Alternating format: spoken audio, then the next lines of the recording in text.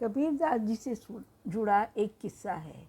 एक दिन कबीर जी कपड़े बुन रहे थे और उस समय एक युवक उनके पास आया।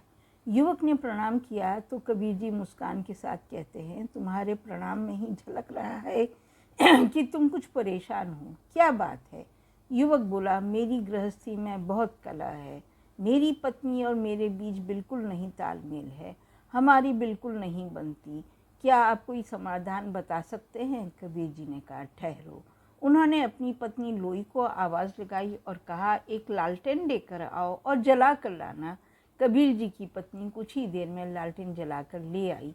युवक ने सोचा कि अभी दोपहर का समय है। इन्होंने लालटेन मंगाई और इनकी पत्नी ने चुपचाप लाकर रख दी, कोई बहस नहीं की। कबीर जी ने फिर अपनी पत्नी से कहा, इनके लिए कुछ मीठा ले आओ। कबीर जी की पत्नी मीठे की जगह नमकीन रखकर चली गई। उस युवक ने कबीर जी से पूछा, ये आप क्या कर रहे हैं? कबीर जी बोले, जलती हुई लालटेन देखकर तुम चौंक गए, लेकिन मेरी पत्नी बहस किए बिना ही लाकर रख गई।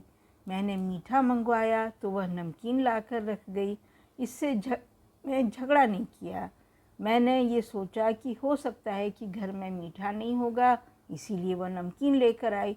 जब मैंने लालटेन मंगवाई थी तो मेरी पत्नी ने भी सोचा होगा कि दोपहर में लालटेन मंगवाना अजीब है, लेकिन बहस कौन करे, तो वह लालटेन लाकर रख गई।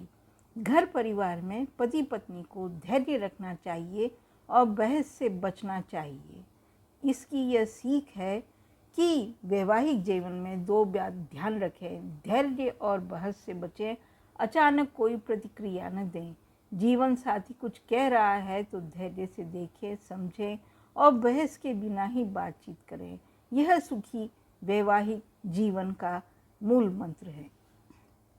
दोस्तों, इस कहानी से ये शिक्षा मिलती है कि हमको धैर्य रखना चाहिए।